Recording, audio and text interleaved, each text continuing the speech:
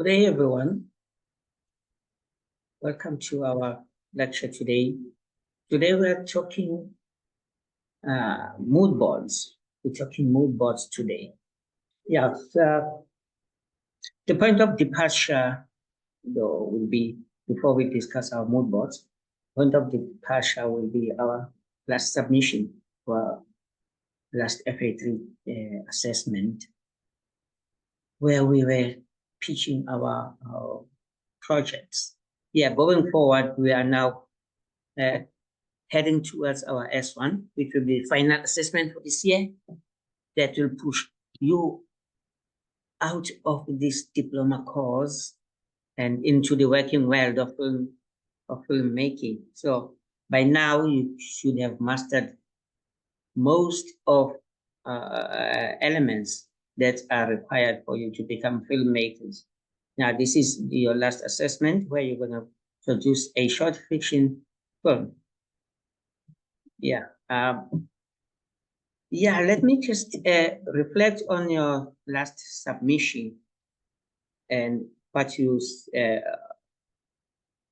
required to do going forward in order for you to master this assessment and perhaps be able to be on the road to your first set or your first professional project. The thing is, we need to refine our scripts so that we'll be able to master and complete this assessment successfully. Master our script, all the script writing tools you need to apply, and also you need to go to, what's his name? By Blake Snyder. So you'll be saving yourself with this one. Save the cat. You go to the 10 immutable laws of physics. I think they are on page 119. Is it? Let me just check.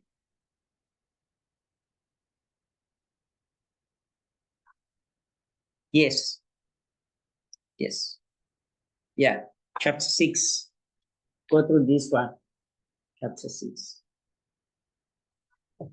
Yeah. Go through this chapter, which will help you master the laws of screenwriting physics. Excuse me. Yeah, and also when you get back to class, we're gonna discuss your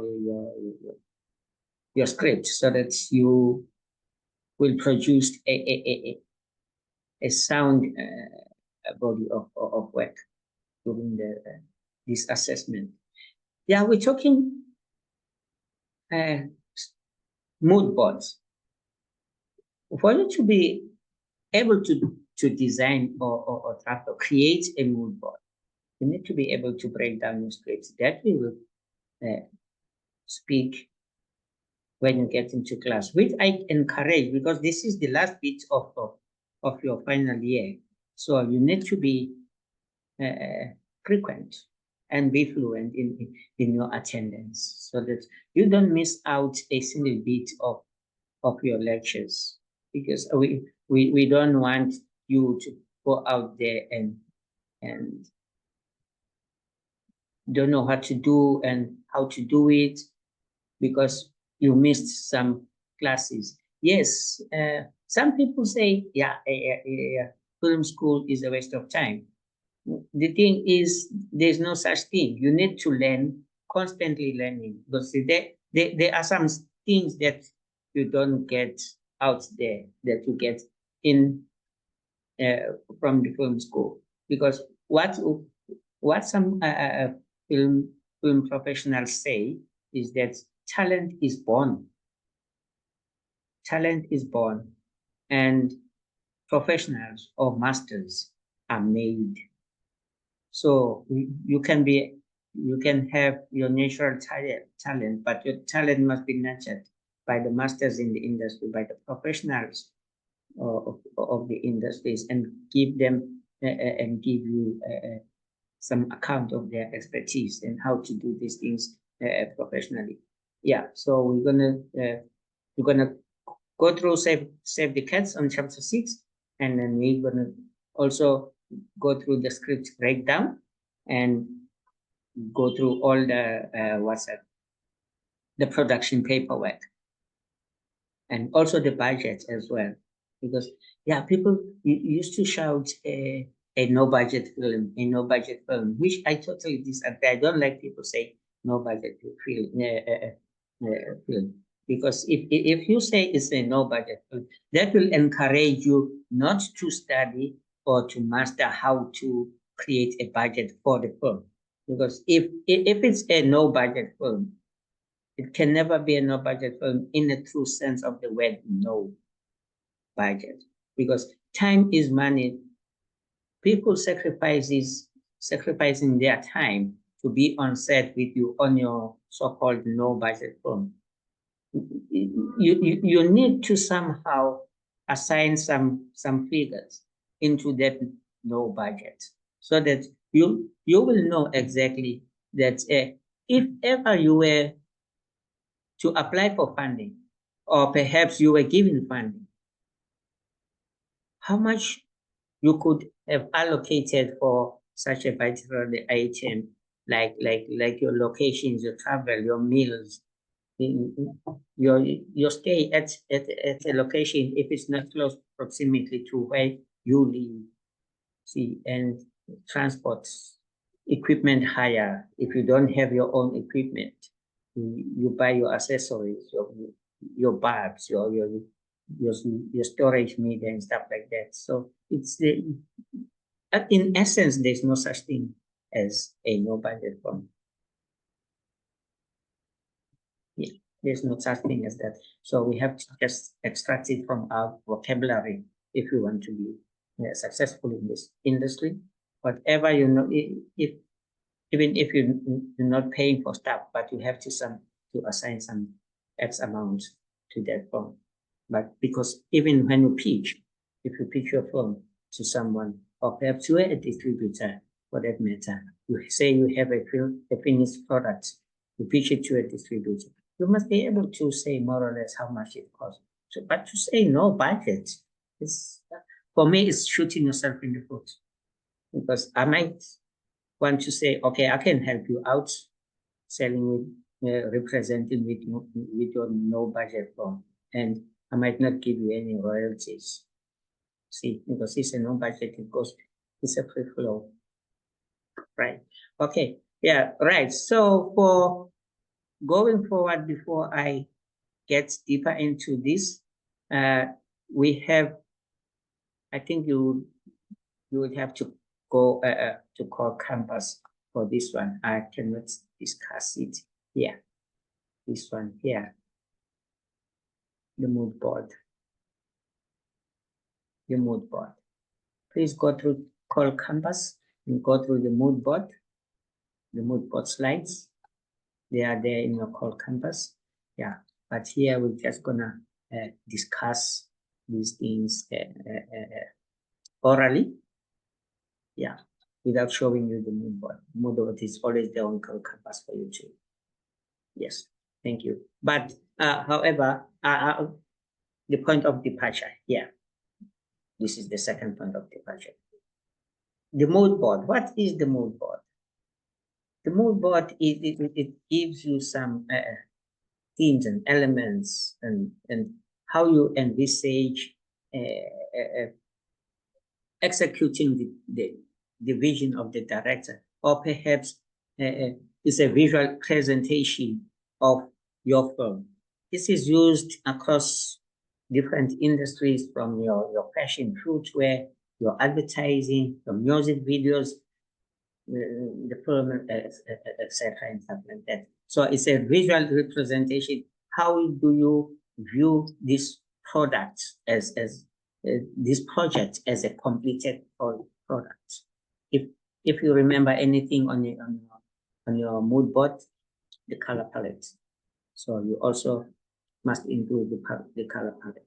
But now, the mood board, I've just given you a brief explanation of what the mood board is. But there are some other things that you may come across, and perhaps you might confuse it with the mood board. There's something called the lookbook. The lookbook is also a visual representation of your film, and also the director's treatment. It's also a visual representation. Sometimes if I can put all three here, if you haven't gone through this lesson, you wouldn't be able to differentiate between the three of them. And they might look like more or less the same thing, because they might serve the more or less the same function to be a visual representation. But in essence, these three elements, they're not the same. The director's treatment is not the same as the mood board, and the mood board is not the same as the lookbook, and the lookbook is not the director's treatment. Right. Let me start by giving you a verbal explanation, because this is where it starts, and this is where it should start. You'd say you're given a script as a producer, you're given a script, or perhaps as a director, you're given a script, or perhaps you've written a script. So before anything else, you do your script breakdown, because you can never write a precisely write your what's it? It's a production schedule without breaking down your script. You cannot do your director's treatment without breaking down your script. No, the lookbook or the mood board. You first have to break down the script. So this is another lesson altogether. We've got to go through that one. But now let's start with the director's treatment. So let's say, assume that you have already broken down your script, and then now you write your director's treatment. Yeah. Speaking of the treatment, let me just go back a little. The director's treatment. Then there will be another treatment that goes into the script phase, which is called the narrative treatment. That is totally different from the director's treatment. That will be the writer who writes the narrative treatment. So the narrative treatment is just a verbal representation of how the screenplay is going to unfold on the screen. See, that comes after perhaps your synopsis. That will also be required by your funders or your investors, or even the producer when you solicit like a production option from a studio or an independent producer to produce your script. You give them your logline, your synopsis, and your treatment, the narrative treatment, which the narrative treatment varies in size, in length, depending on who wants it. Perhaps the producer will say, give me a 10-page treatment.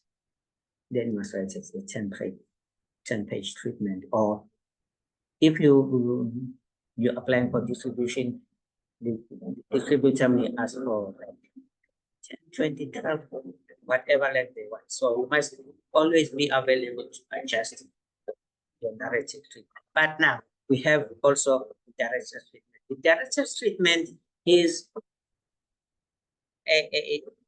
a director's visual perspective of the entire film. What do they envisage this film would look like? It ranges from things like the equipment that the director would like to use for this film, to produce this film. And it also looks at the sound, it looks at the characters, it looks at the acting style, the color theme or the color palette of the film. Director will also look at the location. And if the script calls for like visual effects, or special effects, then the director will include all of that in the director's treatment. So it is the director's overall vision for the film, looking at wardrobe, looking at the location, what type of locations he's looking for, and what type of cinematography and lighting and sound and the music and the kind of actors he's looking for, and the kind of performance that he's looking for.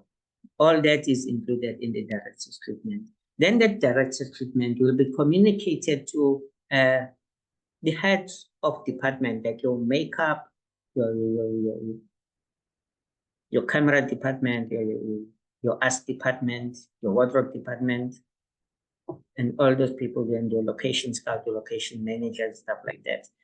The director's treatment will be communicated to all of those departments.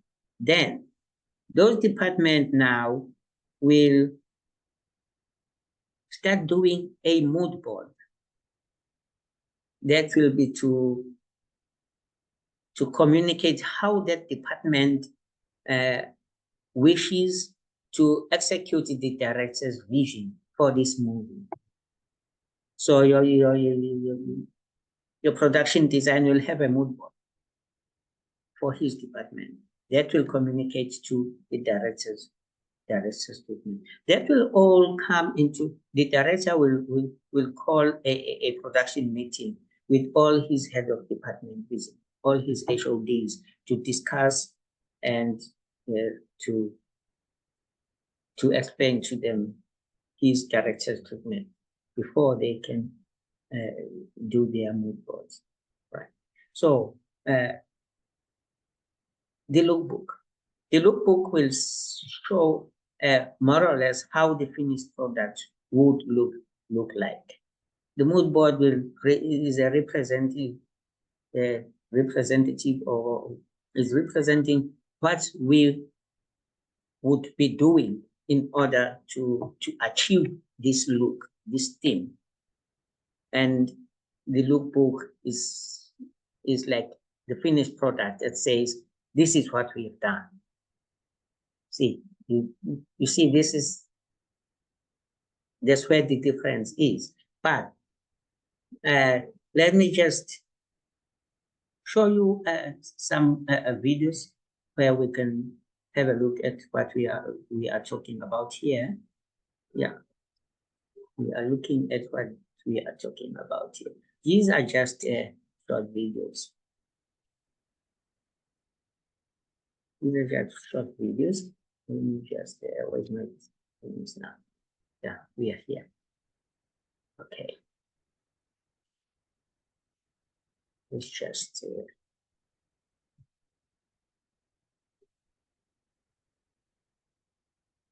okay, that is it.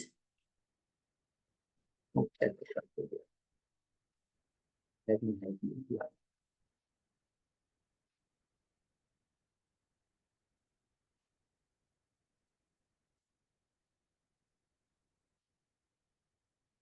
Welcome to the channel. My name is Matt Atia. I'm a director of photography from Toronto, Canada. And as someone who is in the early stages of their career, each time I work on set and work on a new project, I find a process that becomes easier and easier for me each time I work on a shoot.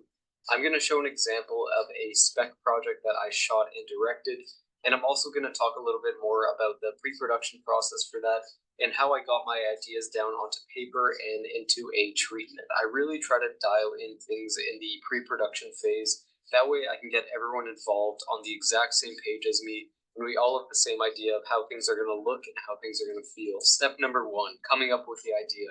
Like any good idea, it could hit you at any moment, so what you want to do is write it down as soon as the thought comes to your mind.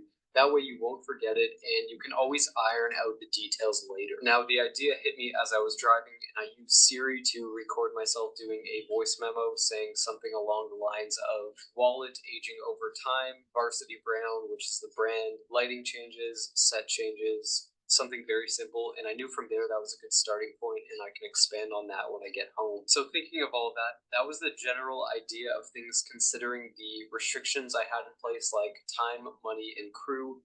I wanted this project to be simple, but also doable and still look good, obviously. Step 2, expanding the idea onto paper.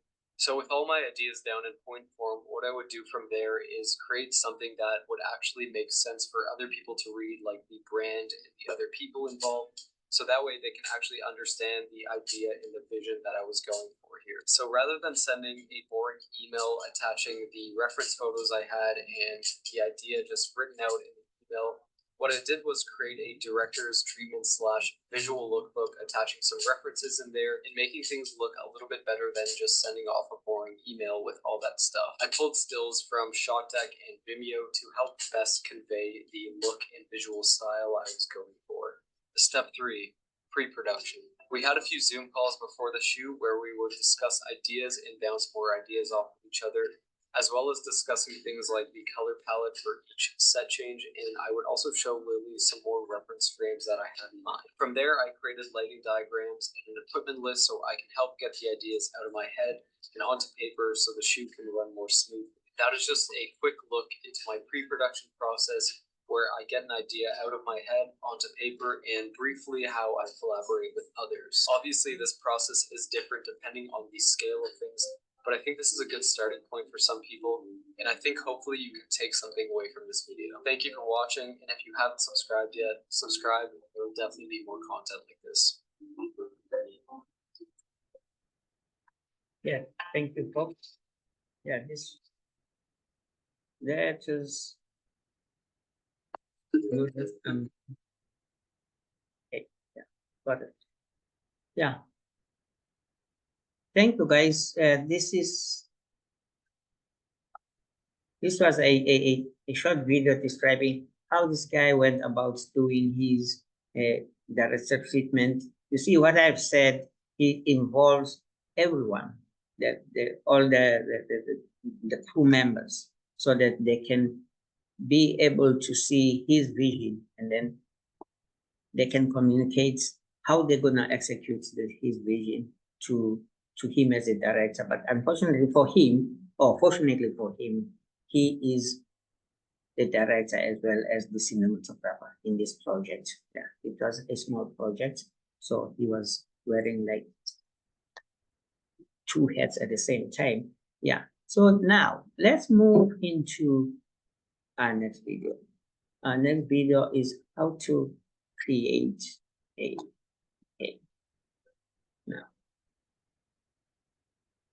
lookbook. We are looking at this. This is another short video, how to create a lookbook. Okay.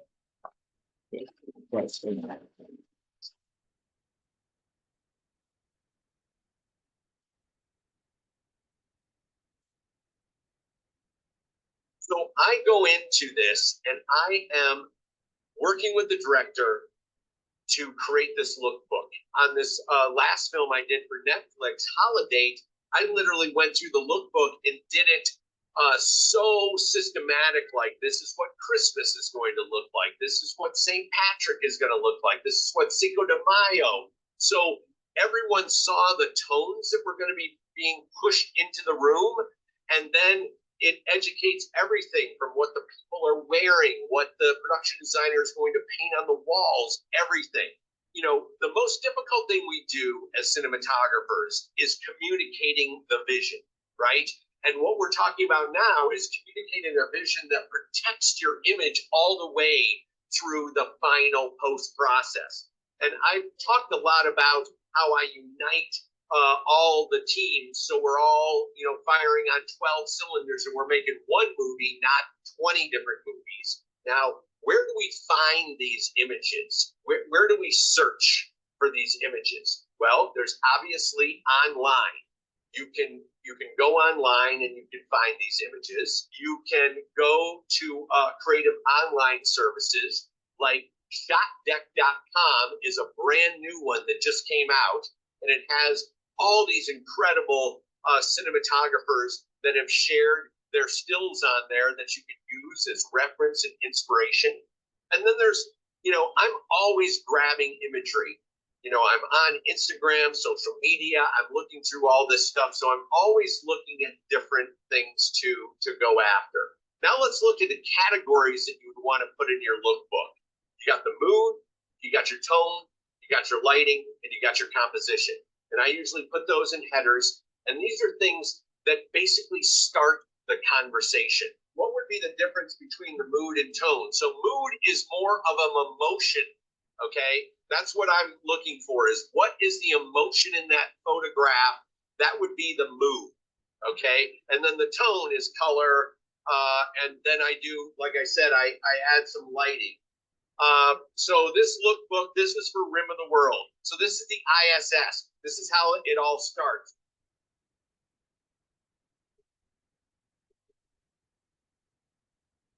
This was the inspiration for when Alex, in the beginning of the movie, we see his mom walk into his bedroom and pull the curtains. So by looking at this image, you can see how close the colorist got to this whole thing and how I lit it with these references.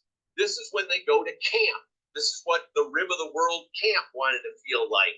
Open shade, sun shafts, beautiful sun, all that stuff. Now we go to twilight. So I wanted to be there's a whole sequence where the characters walk in twilight at the camp, and we have a fire. The next one is the firelight. This is what I wanted the firelight to feel like. This is what I wanted the tone of the cyan tonalities and everything to be at twilight.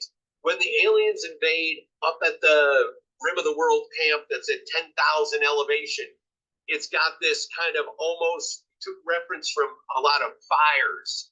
Well, why stop there? Why not keep this alien invasion thing going? And now the night and twilight is going to be purple magenta. So what I ended up doing is I put two lights in my condor, one gelled blue and one gelled magenta. And we pushed that down onto the scene. So you had blue, magenta, and in the middle created purple. And these are the tonalities that we were doing in this film. It's important that all departments do their part. And I think when a department is like in what we're discussing with cinematography, when you're able to present these lookbooks and these moods and understand and interpret the script, because the script is going to inspire these moods in the first place, right? And the people you're working with, the more every department does that, each department starts to gel closer together. Like our YouTube channel and follow us. We're out there. We're slinging it.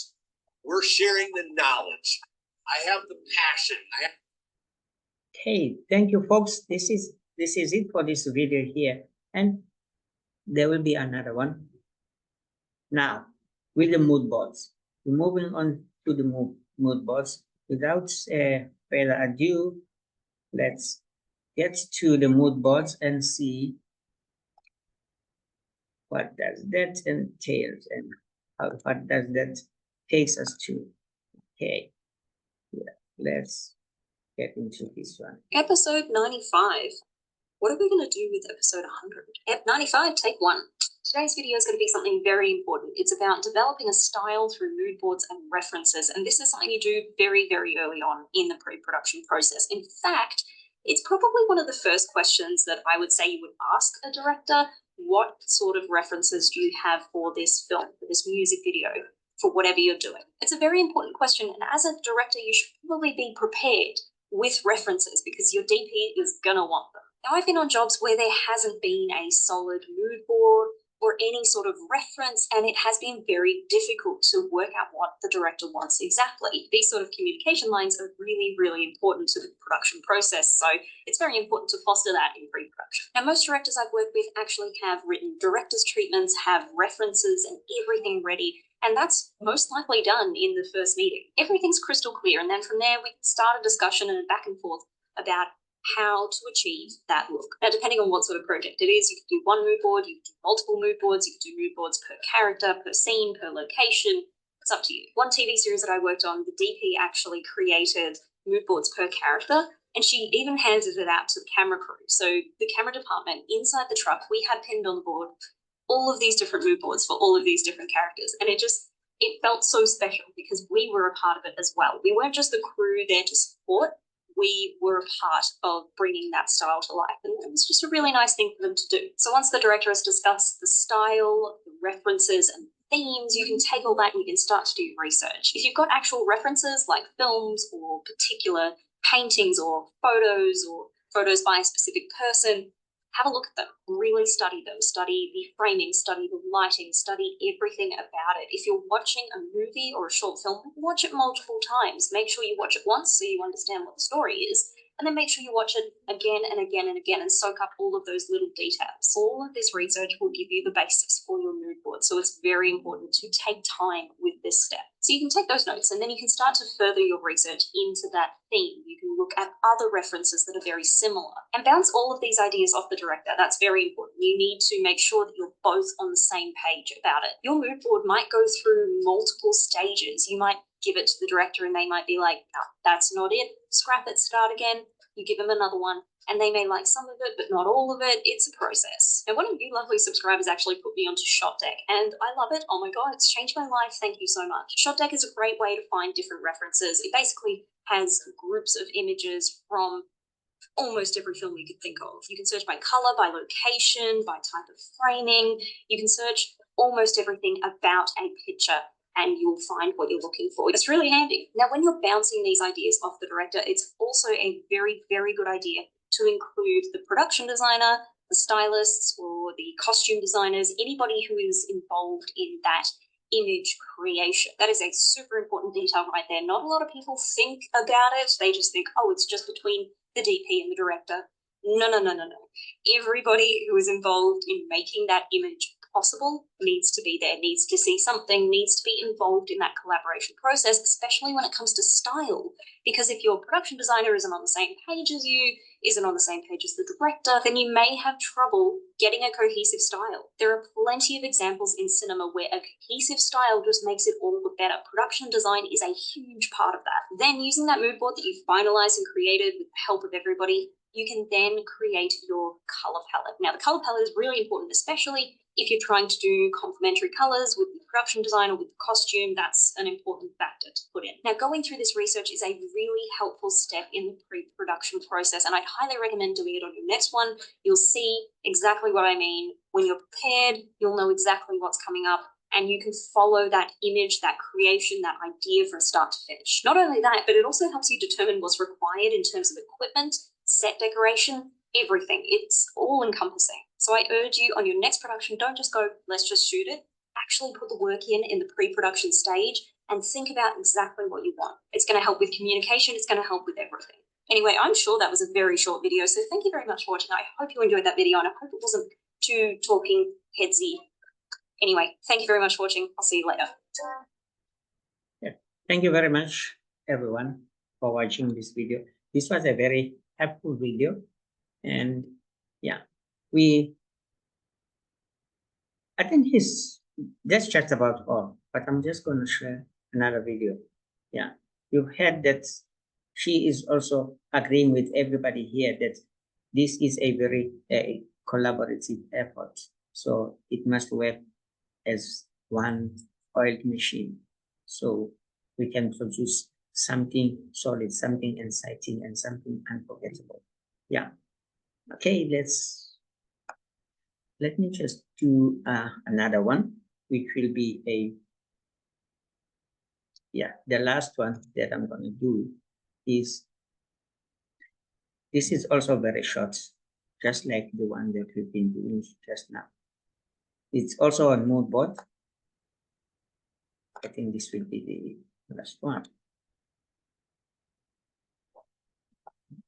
Hi everyone, welcome to my channel. I'm filmmaker Amal, and I am here to talk to you about mood boards today.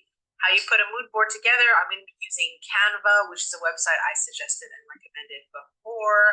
This is one that I use often to prepare my mood boards, and I'm going to show you on screen how I put it together for a film. Here's the script. We have a short film script that I'm working on right now. Just going to go through that. and make notes for myself in terms of what I see, and then I'm going to get to preparing the mood board. Here we have Canva.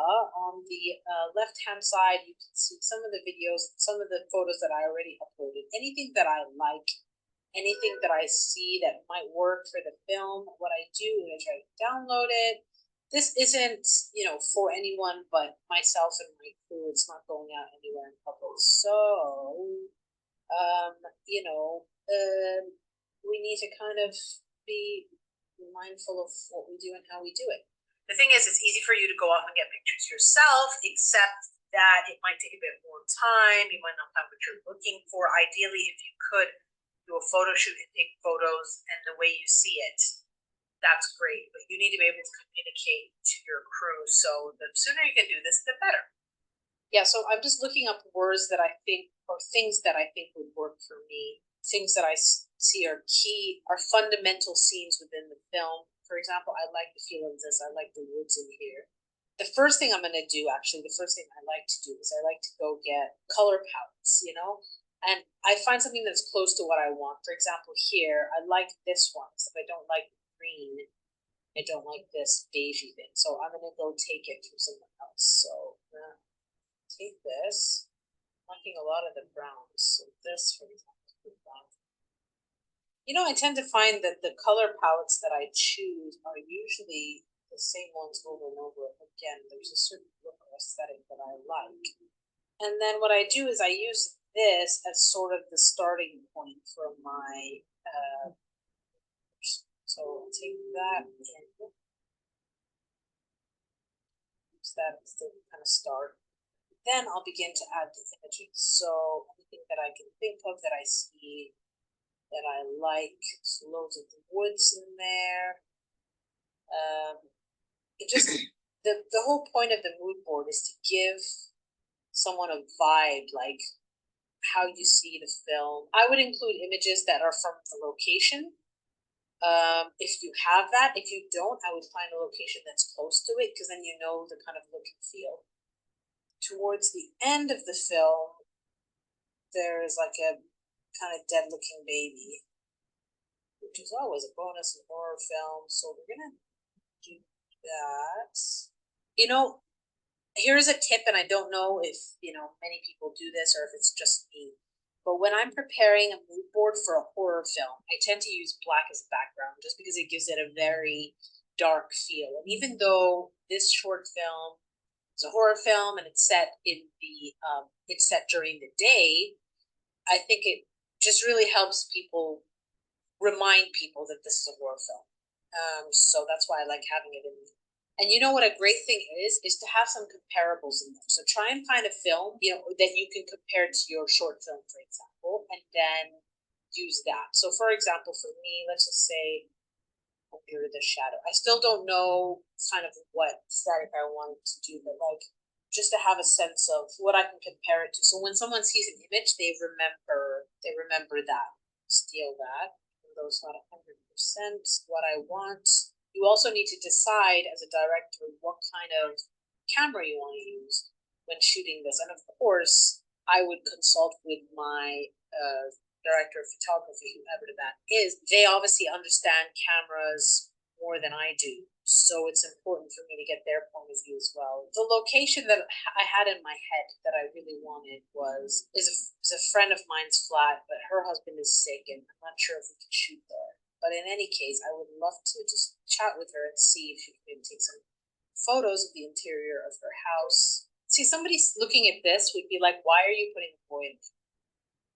So sometimes it's not really relevant. Sometimes it's just for the color or the mood. As you can see here, with Canva, it's so easy to download it just as a PDF, as JPEG, whatever. It's just so easy. So I'm going to work on that and then send it through. And that's it, a few hours into doing this, and obviously I'm quite cold now, so I have my beanie hat on, but I think we're pretty much there. And this is really one of the first things that we need to do, the steps that we need to take towards shooting the shorts, because only with the mood board can my production designer and my cinematographer have a feel for what I as a director want.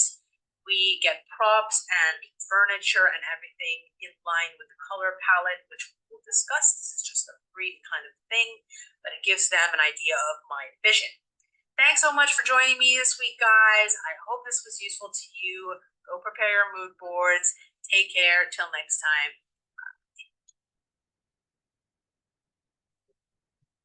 Okay, thanks a lot, folks. We have come to the end of our lesson today on mood boards, and as you can see, that everything is put together with everything, right? Yeah. So the starting point is your script. Refine your script. You are way closer to your submission deadline. It's in November.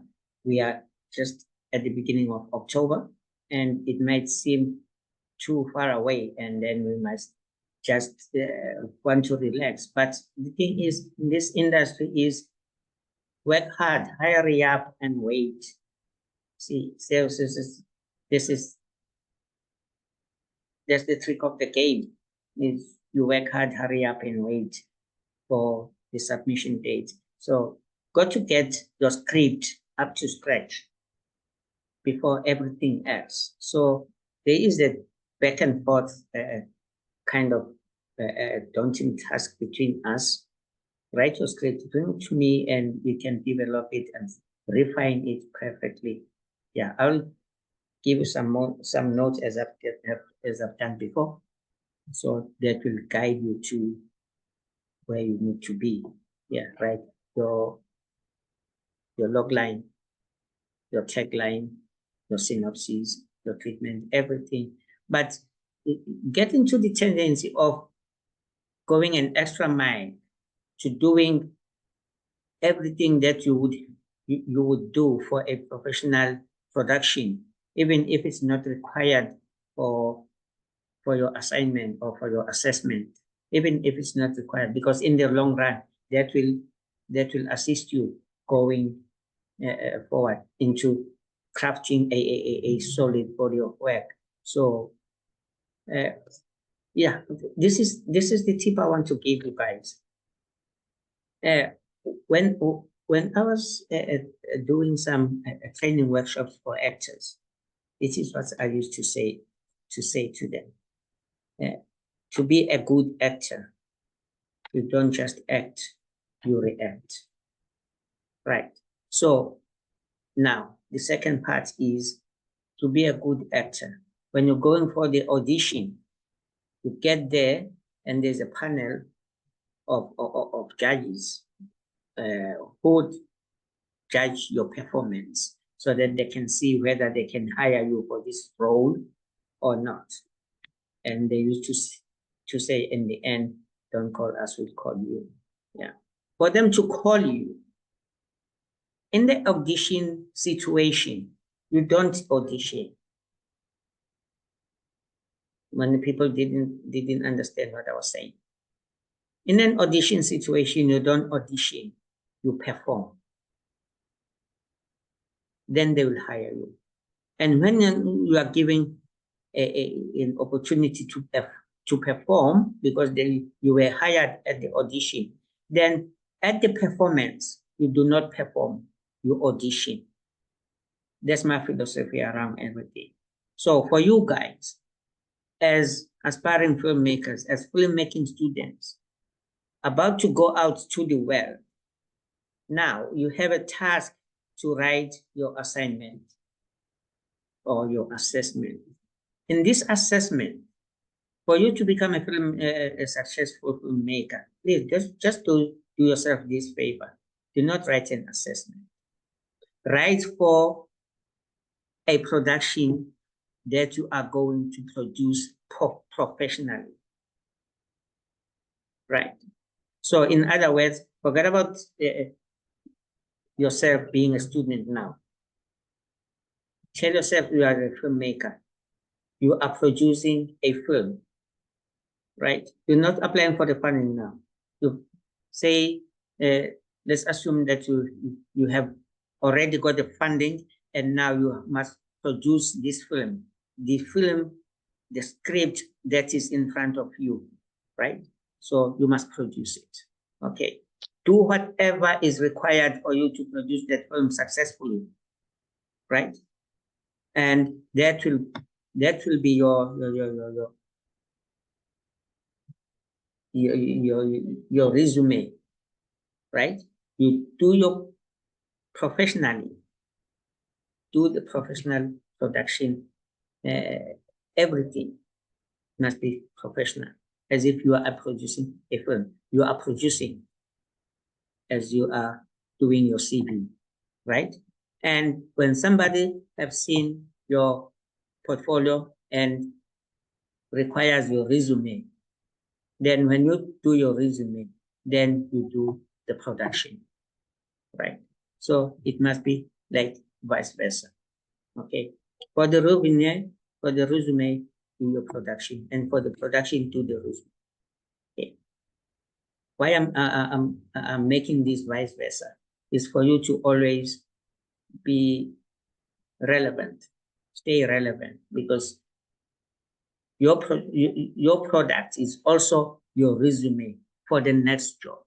That's what I mean. Okay. Yeah.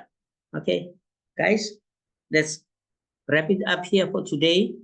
If you need anything, I'm always available.